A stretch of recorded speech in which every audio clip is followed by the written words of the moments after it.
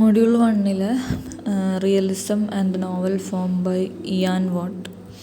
Ian Watt ഒരു 20th century റൈറ്ററാണ്, literary critic, അതുപോലെ ലിറ്റററി ഹിസ്റ്ററിയൻ. പിന്നെ ആളുടെ ഈ the rise of the novel studies in Defoe, Richardson and Fielding എന്ന് പറഞ്ഞ വർക്ക്. ആ വർക്കിലെ ഒരു ചാപ്റ്ററാണ് ഈ realism and the novel form എന്നുള്ളത്. അപ്പോൾ ഈ മൊത്തം വർക്ക് നോവൽസിൻ്റെ ഒറിജിനെ പറ്റിയിട്ടും അതുപോലെ ലിറ്റററി റിയലിസത്തിനെ പറ്റിയിട്ടൊക്കെ ഉള്ള വൺ ഓഫ് ദ ഗ്രേറ്റസ്റ്റ് വർക്കാണ്. പിന്നെ ഇയാളുടെ മെയിൻ വർക്ക്സ് എന്ന് പറയുന്നത് the rise of the novel, essays on Conrad's secret agent, essays on the social function of literature, Jane ഓസ്റ്റൻ്റെ the Victorian novel, modern essays in criticism. പിന്നെ അങ്ങനെ കുറേ ഉണ്ട്. ഈ വർക്കിനകത്ത് പറയണതെന്ന് പറഞ്ഞു കഴിഞ്ഞാൽ ഈ realism and the novel form എന്നുള്ളത് ഈ ബുക്കിൻ്റെ the rise of the novel studies in Defoe, Richardson and Fielding 1957 publish ചെയ്തതാണ്. അതിൻ്റെ ഫസ്റ്റ് ചാപ്റ്ററാണ് realism and the novel form. അതിന് ഫസ്റ്റിൽ തന്നെ 3 ക്വസ്റ്റ്യൻ ചോദിക്കുന്നുണ്ട്. ഒന്ന്, നോവൽ എന്നുള്ളത് ഒരു ന്യൂ ലിറ്റററി ഫോം ആണോ? പിന്നെ അത് തുടങ്ങിയത് ഡിഫോ, അതായത് Daniel ഡിഫോ, Samuel Richardson, Henry fielding ഇവരാണോ? പിന്നെ ഇവർക്ക് മുന്നേ എഴുതിയിട്ടുള്ള അതിൻ്റെ കൂടുതലുള്ള ക്വസ്റ്റ്യനാണ് ഇവർക്ക് മുന്നേ എഴുതിയിട്ടുള്ള റൈറ്റേഴ്സ് എഴുതിയ പ്രോസ് ഫിക്ഷനിൽ നിന്ന് എന്ത് ഡിഫറൻസാണ് ഈ ന്യൂ ലിറ്റററി ഫോമിന് ഉണ്ടായിട്ടുള്ളത്? പിന്നെ 3ാമത്തെ ക്വസ്റ്റ്യൻ, ഈ ഒരു പർട്ടിക്കുലർ ടൈമിൽ ഇത് എമർജ് ചെയ്യാൻ വല്ല കാരണങ്ങളുണ്ടായിരുന്നു? അപ്പോൾ ഈ 3 ക്വസ്റ്റ്യൻ അത്ര ഈസി ആയിട്ട് ആൻസർ ചെയ്യാൻ പറ്റില്ല. കാരണം ഡിഫോ, റിച്ചാർഡ്സൺ, ഫീൽഡിംഗ് എന്ന് പറഞ്ഞ റൈറ്റേഴ്സിന് പ്രത്യേകിച്ച് ഒരു സിമിലാരിറ്റിയും ഇല്ല. അവരൊരു ലിറ്റററി സ്കൂളിലുള്ള ആൾക്കാരല്ല. അപ്പോൾ അങ്ങോട്ടും ഇങ്ങോട്ടും മ്യൂച്വൽ ഇൻഫ്ലുവൻസ് ഒന്നും ഇല്ലാത്ത 3 ഡിഫറെൻറ്റ് റൈറ്റേഴ്സാണ്. അപ്പോൾ എന്തുകൊണ്ടാണ് ഈ ഒരു പീരീഡിൽ ഇത് വന്നതെന്ന് അന്വേഷിക്കൽ ഭയങ്കര പാടാണ്. പിന്നെ ഇയാൾ പറയണമെന്ന് വെച്ച് കഴിഞ്ഞാൽ അവരുടെ ഒരു ജീനിയസും പ്ലസ് ആക്സിഡൻ്റലി വന്ന ഒരു ജേണറാണ് ഈ നോവൽ എന്ന് പറയുന്നത്. പിന്നെ ഇയാൾ തന്നെ പറയുന്നുണ്ട്, ആ സമയത്ത് കണ്ടീഷൻസ് ഫേവറബിളായി വന്നതുകൊണ്ടാണ് ഇങ്ങനെ ഒരു ജേണർ വന്നത്. അപ്പോൾ എന്താണ് ഈ കണ്ടീഷൻസ് എന്ന് ഇയാൾ അന്വേഷിക്കുകയാണ്, ഇങ്ങനെ ഒരു ന്യൂ ഫോം ഓഫ് റൈറ്റിംഗ് വരാനുണ്ടായ. അപ്പോൾ അതിനാദ്യം വേണ്ടതെന്ന് പറഞ്ഞാൽ നോവലിൻ്റെ ക്യാരക്ടറിസ്റ്റിക്സും ഡെഫിനേഷൻസും എന്താണെന്ന് അറിയണം. പിന്നെ പറയണമെന്ന് വെച്ചാൽ റിച്ചാർഡ്സൺ ആയാലും ഫീൽഡിംഗ് ആയാലും അവർക്ക് തന്നെ അറിയായിരുന്നു ഒരു ന്യൂ കൈൻഡ് ഓഫ് റൈറ്റിങ്ങിൻ്റെ ഫൗണ്ടേഴ്സാണ് അവരെന്ന്. പക്ഷേ അവരതിനൊരു പുതിയ പേര് കൊടുത്തില്ല എന്നുള്ളൂ, നോവൽ എന്നുള്ള പേരൊന്നും കൊടുത്തില്ല. അപ്പോൾ ഈ ടേം നോവൽ എന്നുള്ള ടേം വരുന്നത് 18th സെഞ്ച്വറിയുടെ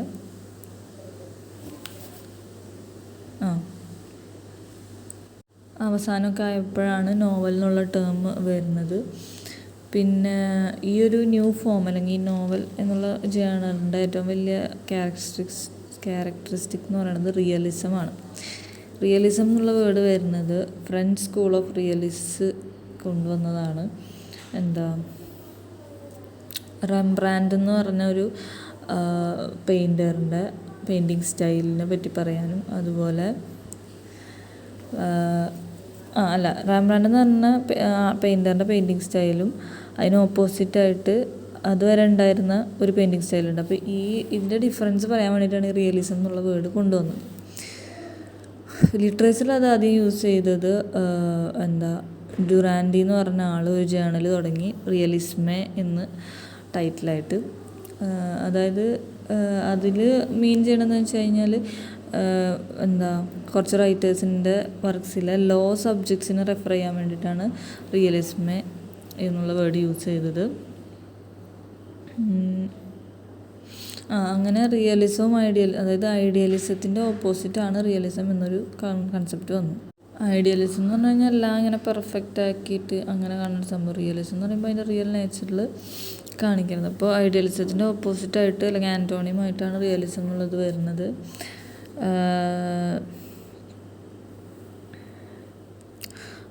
പിന്നെ പറയണത് നോവൽസ് റിയലിസ്റ്റിക് ആണ്. കാരണം അവർ ലൈഫിൻ്റെ കുറച്ചും കൂടെ റിയൽ സൈഡ് കാണിച്ചു തരുന്നുണ്ട്.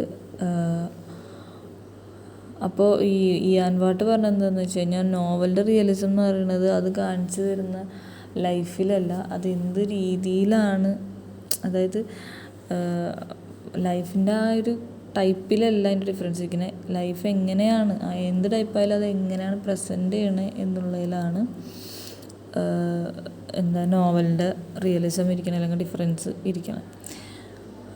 അപ്പോൾ ഈ ഒരു അതായത് ലിറ്റററി വർക്കും റിയാലിറ്റിയും എത്രത്തോളം ഉണ്ട് അതിൻ്റെ റിലേഷൻ എന്ന് അറിയാനായിട്ട് ഫിലോസഫീനെ കുറിച്ച് പറയുന്നുണ്ട്. ഫിലോസഫിയിൽ എന്ന് പറഞ്ഞു കഴിഞ്ഞാൽ റിയലിസം എന്ന് പറഞ്ഞാൽ എന്താണ്, യൂണിവേഴ്സലും അല്ലെങ്കിൽ അബ്സ്ട്രാക്റ്റ് ആയിട്ടുള്ള കാര്യങ്ങളാണ്, അല്ലാണ്ട് ഒരു പെർട്ടിക്കുലർ ഇൻഡിവിജ്വൽ ഇതല്ല, കോൺക്രീറ്റ് ബിലീവ്സ് അല്ലെങ്കിൽ ഐഡിയാസ് അല്ല റിയലിസം എന്ന് പറയുന്നത്. യൂണിവേഴ്സൽ ആൻഡ് അബ്സ്ട്രാക്റ്റ് ആയിട്ടുള്ള കാര്യങ്ങളാണ്.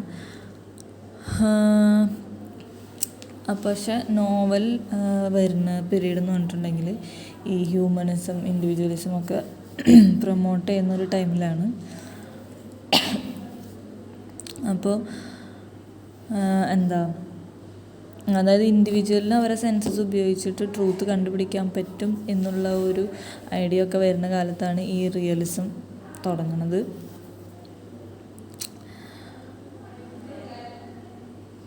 അപ്പോൾ ഈ ഒരു ഇൻഡിവിജ്വലിസ്റ്റ് കൺസെപ്റ്റ് ഏറ്റവും അധികം ലിറ്ററേച്ചറിൽ കൊണ്ടുവന്നത് നോവൽ എന്നുള്ളൊരു ജേണറാണ്.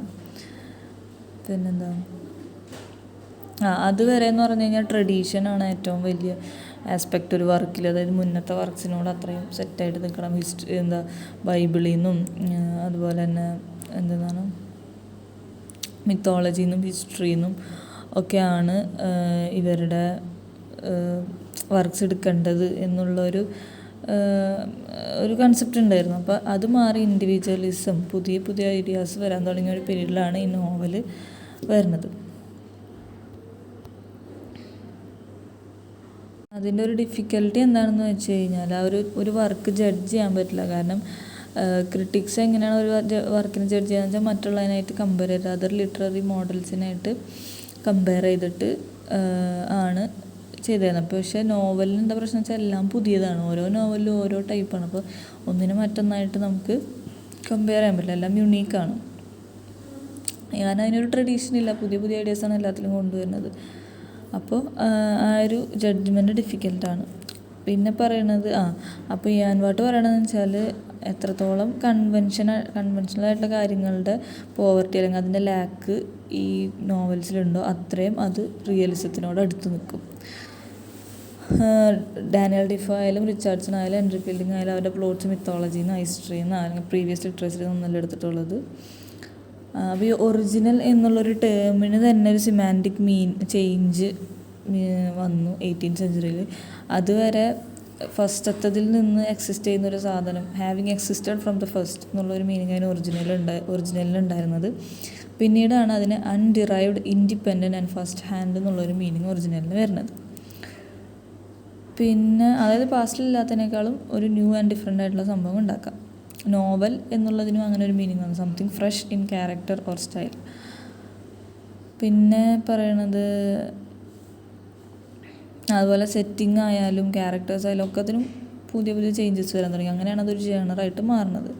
ക്യാരക്ടറൈസേഷനിലായാലും ബാക്ക്ഗ്രൗണ്ടിലായാലും ഒക്കെ അതിൻ്റെ ഒരു പെർട്ടിക്കുലാരിറ്റി ഈ നോവൽ എന്നൊരു ലിറ്റററി ജേണറിന് ഉണ്ടായിരുന്നു.